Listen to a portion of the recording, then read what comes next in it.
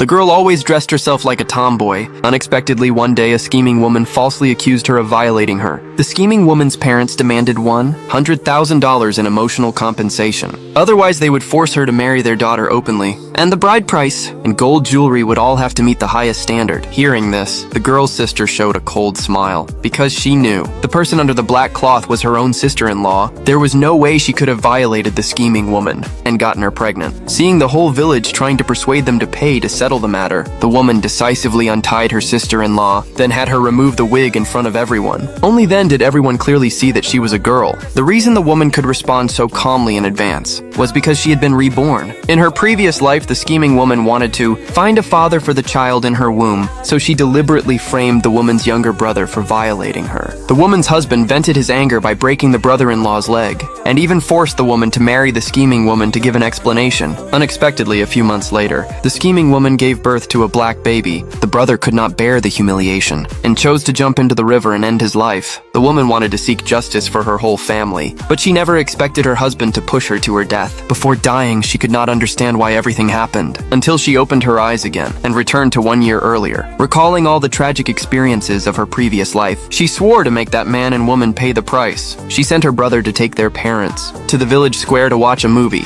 telling him not to respond to anyone and not to leave until the movie was over. Although the brother was full of doubts, he still obediently followed her instructions. The woman thought this could avoid the disaster from her previous life, but that night, news came that the scheming woman had been violated. The village chief was urgently investigating the culprit when the woman rushed to the scene. She happened to see her husband comforting the injured scheming woman. She instantly wanted to strangle both of them, but she knew it was not the right time yet. At this moment, the scheming woman accused the woman's brother of violating her. The woman sneered, knowing the real show had finally begun. Unexpectedly, her husband suddenly slapped her hard, accusing her of raising such a terrible brother, and claiming he saw the culprit climbing over the wall. Now he was tied up in their old house. However, the woman knew her brother's character well. He would never commit such a monstrous act. Seeing that the woman refused to admit guilt, the scheming woman attempted to smash her head to kill herself. Seeing this, the villagers all accused the woman of being vicious. Even her mother-in-law scolded her for disgracing the family. The woman understood. Only by seeing the person in the old house with her own eyes could she prove her brother's innocence. She was about to step forward, but her mother suddenly pulled her back. Remembering that she had asked her brother to accompany their parents to the movie, the woman immediately questioned her mother why they did not go to the movie, but her mother looked confused, saying the brother never came to find her at all. After learning the truth, her mother's face changed drastically. She rushed into the old house to see the truth, but saw that the person indeed wore her son's silver lock.